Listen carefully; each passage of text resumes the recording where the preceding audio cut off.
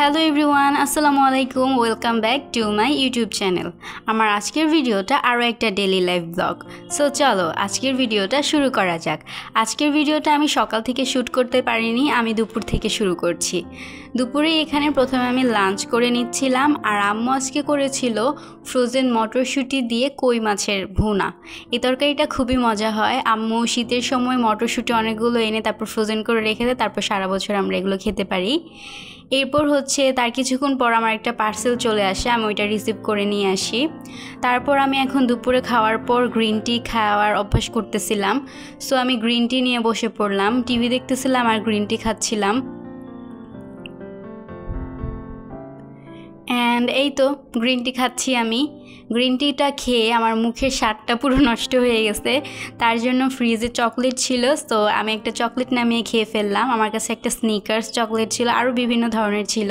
So আমি ভাবলাম স্নিকার্সটা একটু মিষ্টি মিষ্টি বেশি হবে, তাই এটা খাই। এরপর স্নিকার্সটা খাওয়া শেষ করে আমি এখন পার্সেলটা খুলে দেখব যেটা এসেছিল।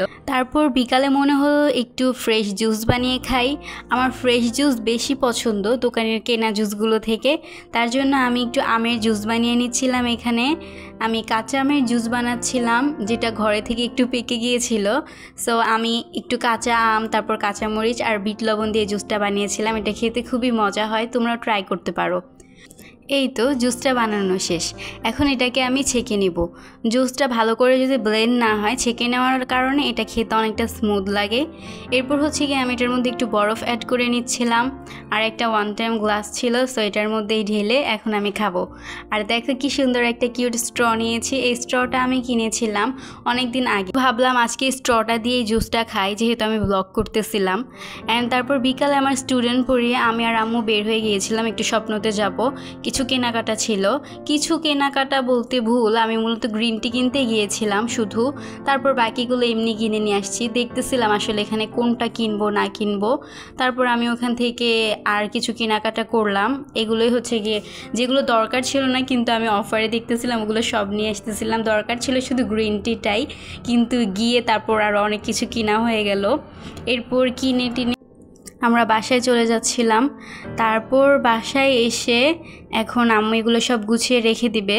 যা যা কিনেছিলাম বেশি কিছু কিনিনি, একটা গ্রিন টির প্যাকেট, তারপর কি ওখানে নুডলসটা সবসময় নুডলসের ওপর একটা অফার থাকে, আর আমি যখনই যাই নুডলস কিনে আনি। আর গিয়ে কাস্টার্ড পাউডারটা কিনেছিলাম। কাস্টার্ড পাউডারটাই মেইনলি দরকার ছিল, আর একটা কিছু দরকার ছিল না। এগুলো সবই আগে থেকে স্টোরে আছে, এক্সট্রাগুলো, তাও এখন এগুলো নিয়ে আসছিলাম। আর এখানে সবই টুকটাক ছিল ঘরে, তাও ভাবলাম যে গিয়েছি যখন একসাথে নিয়ে আসি। এগুলো সবই নিয়ে আসলাম, এখন আম্মু এগুলো সব বের করে গুছিয়ে রেখে দিবে। এরপর আর কোনো ক্লিপ নেইনি। আজকের ব্লগটা এই পর্যন্ত। সবাই ভালো থেকো, আল্লাহ হাফেজ।